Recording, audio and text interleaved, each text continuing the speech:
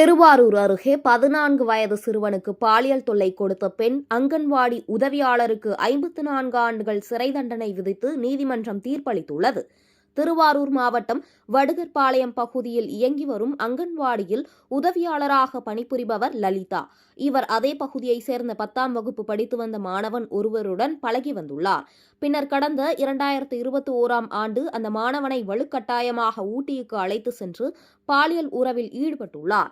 இதனிடையே சிறுவனின் பெற்றோர் எரவாஞ்சேரி காவல் நிலையத்தில் சிறுவனை காணவில்லை என புகார் அளித்துள்ளனர். புகாரின் பேரில் காவல்துறையினர் நடத்திய தீவிர விசாரணையில் அப்பெண் சிறுவனுடன் ஊட்டி வேளாங்கண்ணி என சென்றது தெரியவந்தது. இதனையடுத்து லலிதாவை போக்சோ சட்டத்தின் கீழ் கைது செய்தனர். இந்த வழக்கை விசாரணை செய்த திருவாரூர் விரைவு மகிழா நீதிமன்றம் லலிதாவிற்கு 54 ஆண்டுகள் கடுங்காவல் தண்டனையும் 18,000 ரூபாய் அபராதம் விதித்து தீர்ப்பளித்துள்ளது. மேலும் பாதிக்கப்பட்ட சிறுவனுக்கு அரசு சார்பில் 6 லட்சம் ரூபாய் இழப்பீடு வழங்க வேண்டும் எனவும் உத்தரவிட்டுள்ளது.